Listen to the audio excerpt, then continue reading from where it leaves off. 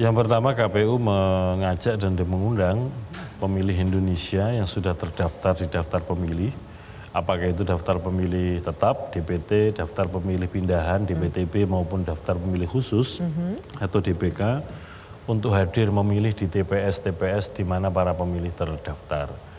Kemudian kami juga mengajak para pemilih itu setelah kegiatan pemungutan suara, jadi pemungutan suara itu digelar di TPS besok hari Rabu tanggal 14 Februari 2024, durasi waktunya jam 7 sampai jam 13 siang atau sekitar 6 jam, sesuai dengan wilayahnya masing-masing ya, Indonesia Timur, Indonesia Tengah, dan Indonesia Barat. Setelah nanti TPS tutup, kegiatan pemungutan suara selesai, dilanjutkan dengan kegiatan penghitungan suara. Kami mengajak, mengundang pemilih juga untuk hadir menyaksikan kegiatan penghitungan suara. Jadi siapapun boleh hadir mengikuti penghitungan suara, boleh mendokumentasikan, mencatat, memfoto ataupun memvideo, itu dipersilahkan atau diperbolehkan. Dalam rangkanya apa? Untuk sama-sama kita menjaga proses pemungutan penghitungan suara, supaya transparansi ini juga tetap terjaga. Demikian juga hasil penghitungan suara diketahui sejak awal oleh siapapun. Jadi dicatat ya, memang partisipasi dari pemilih ini sangat dibutuhkan untuk penting, mengawal proses pemilu, apalagi di tengah bayang-bayang kecurangan, Pak Hashim. Betul.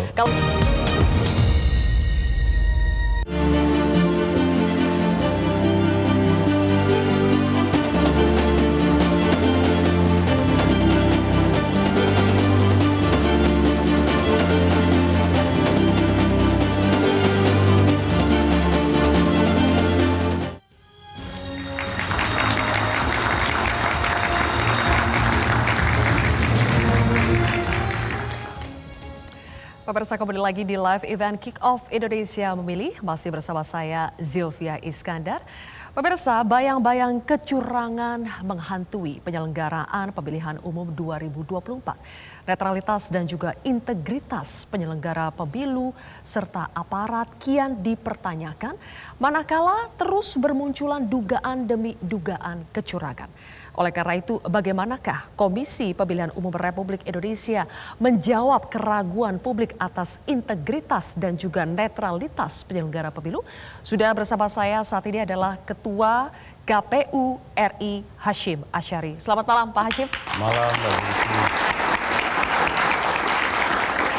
Terima kasih Pak Hashim, ini baru saja menggelar konferensi pers di KPU dan langsung menuju Metro TV untuk pertama kalinya setelah menggelar konferensi pers. Kita ingin tahu Pak Hashim, pesan utama dari pidato terakhir Pak Hashim sebelum hari pencoblosan besok itu apa? Yang pertama KPU mengajak dan mengundang pemilih Indonesia yang sudah terdaftar di daftar pemilih, apakah itu daftar pemilih tetap DPT, daftar pemilih pindahan DPTB maupun daftar pemilih khusus atau DPK untuk hadir memilih di TPS-TPS di mana para pemilih terdaftar.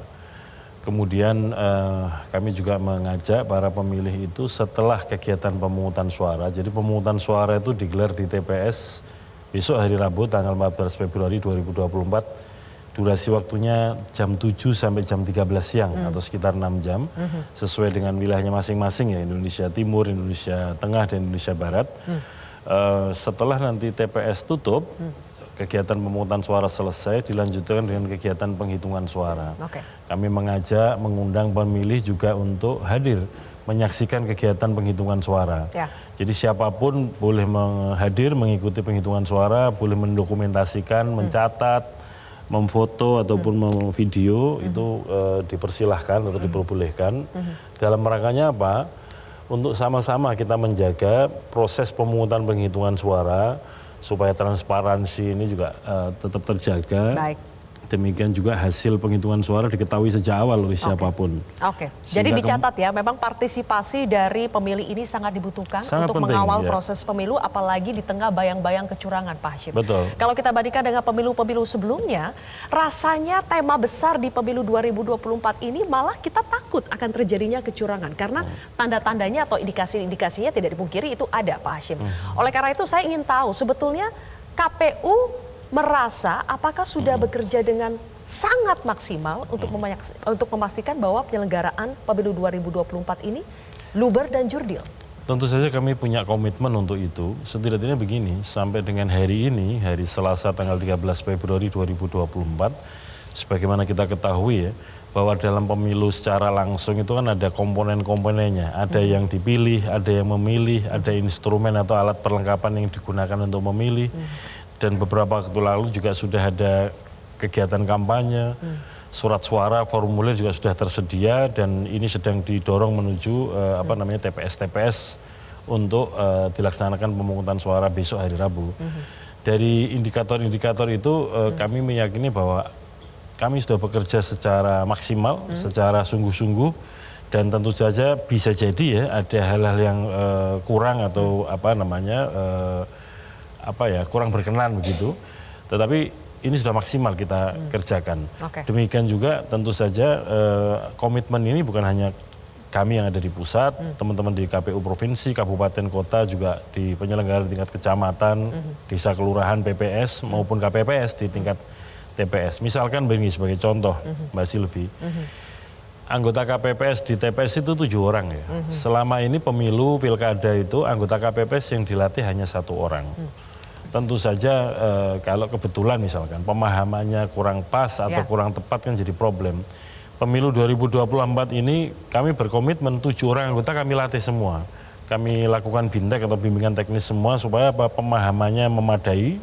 7 orang ini dan kalau ada apa-apa itu bisa saling mengkonfirmasi pemahaman tentang kegiatan pemungutan suara di TPS. Itu salah satu hal yang katakanlah komitmen kami lah untuk itu. Baik, garis besarnya adalah KPU sudah bekerja, merasa sudah bekerja sangat maksimal. Tapi betul kata Pak Hasyim, memang tidak dipungkiri ada saja kekurangan-kekurangan yang terjadi. Misalnya Pak Hasyim yang menjadi sorotan dalam beberapa hari terakhir ini karena pemilihan sudah berlangsung di luar negeri. Contohnya ada dugaan 1972 surat suara yang dicoblos secara ilegal di Kuala Lumpur, Malaysia.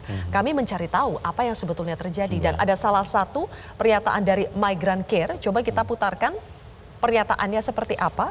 Dari Migrancare ini mengatakan bahwa ada indikasi atau praktik maklar jual beli suara.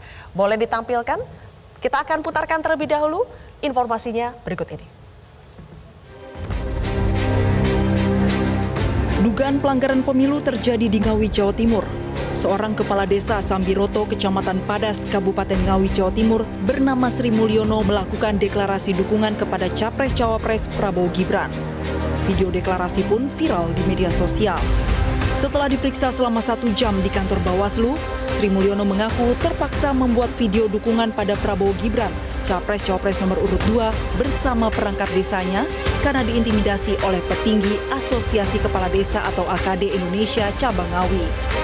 Sementara itu, Koalisi Masyarakat Sipil yang terdiri dari berbagai LSM mengungkapkan sejumlah kasus kecurangan pemilu yang ditemukan. Kecurangan tersebut mencakup penyalahgunaan kekuasaan negara pada berbagai level, mulai dari pemerintah pusat hingga ke daerah. Koalisi Masyarakat Sipil mencatat ada 121 kasus dengan 31 kategori penyimpangan yang dilakukan oleh aparatur negara. Jadi kita mengumpulkan, mendokumentasikan 121 kasus penyimpangan aparatur negara di berbagai level, mulai dari presiden sampai kepala desa, terkait dengan kepentingan kampanye dan pemenangan kontestan dalam pemilu.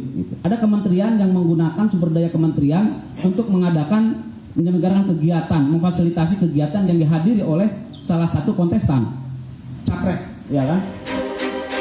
Sementara itu, TKN Prabowo Gibran mengklaim memiliki bukti yang kuat ada aktivitas pencoblosan ilegal untuk salah satu pasangan calon terjadi di Malaysia. TKN menunjukkan sebuah bukti video yang memuat dugaan kegiatan pencoblosan surat suara untuk paslon tertentu dan partai tertentu. Cawapres nomor urut 3 Mahfud MD angkat bicara atas dugaan pencoblosan surat suara secara ilegal di Malaysia. Mahfud mengatakan ada operasi untuk mengorbankan pasangan Ganjar Mahfud seolah-olah melakukan kegiatan yang melanggar peraturan. Dugaan kecurangan pemilu juga terjadi di Arab Saudi. Dugaan kecurangan ini muncul setelah beredar video yang menunjukkan adanya surat suara tercoblos ke pasangan calon presiden wakil presiden nomor 2 Prabowo Gibran di Arab Saudi. Komisioner KPU Idam Holik menyatakan pihaknya tengah berkoordinasi dengan PPLN Jeddah untuk meminta informasi lebih lanjut terkait dugaan kecurangan tersebut. Tim Liputan, Metro TV. Baik, itu tadi sejumlah dugaan kecurangan yang telah dirangkum dan kami tadi juga ingin menampilkan sebetulnya ada pernyataan dari Migrant Care, Pak Hashim, bahwa katanya praktik yang terjadi di Malaysia itu adalah maklar suara, jual beli. Harga satu surat suara itu 25 sampai 50 ringgit. KPU bagaimana Pak menjawab sejumlah dugaan kecurangan ini? Kalau pemungutan suara di Kuala Lumpur ini di luar negeri ya, itu ada 3 metode. Yang pertama metode pos, yang kedua metode kotak suara keliling atau KSK, kemudian yang ketiga metode TPS. Nah yang dimaksud Mas Wahyu Susilo, Migrant Care itu yang mana? Saya belum tahu ya. Tapi yang jelas saya kemarin... Yang dimaksud itu yang di kotak-kotak Pak, yang ada di sejumlah apartemen katanya. Oh berarti kotak suara keliling ya? Kotak suara keliling. Nah kalau memang Mas Wahyu punya informasi itu, menurut saya lapor Bawaslu atau Panwas di sana supaya kemudian diselidiki. Karena ketika beliau mengatakan bahwa ada, katakanlah apa istilahnya digunakan, maklar suara. Maklar, jual beli suara. Jual beli suara, ya kalau memang beliau tahu lapor ke Panwaslu, nama-namanya siapa, lokasinya di mana supaya ditelusuri. Kalau hanya bicara kepada media, tapi kemudian tidak lapor ke Panwaslu kan juga agak repot ya. Tapi ada celah tidak sih Pak untuk melakukan hal itu? Pencoblosan surat suara secara ilegal? Prakteknya 2019 kemarin juga terjadi. Celahnya di mana Pak? Kalau itu kemarin metode pos, surat suara yang dikirim lewat pos, ke alamat tertentu yang kemudian tidak jelas, ada yang mengumpulkan dan kemudian dibawa ke satu tempat dicoblosi sendiri. Tapi kemudian begitu viral video itu bisa dilacak lokasinya ada di mana dan lokasi itu di polis lain oleh polisi di Raja Malaysia. Oke, jadi pelakunya benar-benar dikenai sanksi ya Pak? Pelakunya nggak ketemu, Mbak. Nggak ketemu bahkan? Cuma ketemu tempat itu dan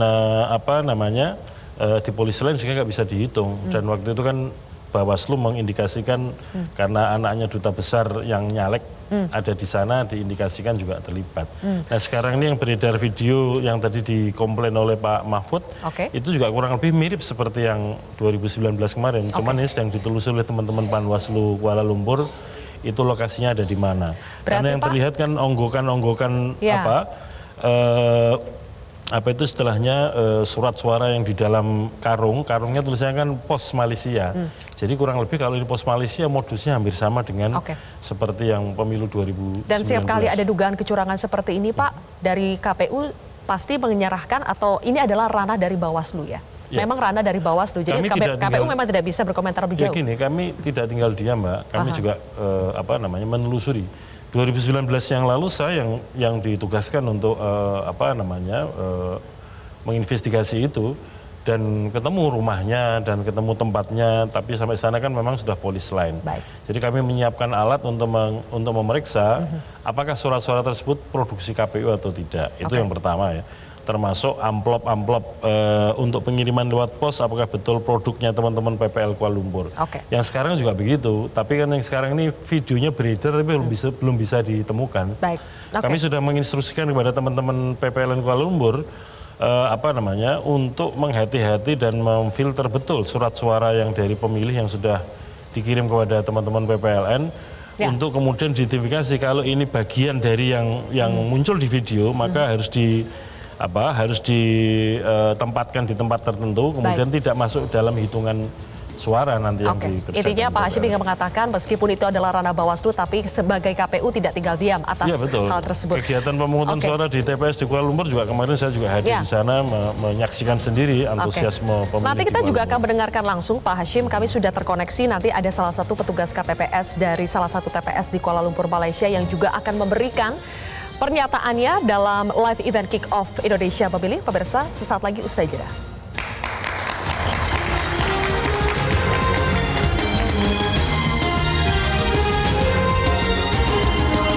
Jelajahi cara baru mendapatkan informasi. Download Metro TV Extend sekarang.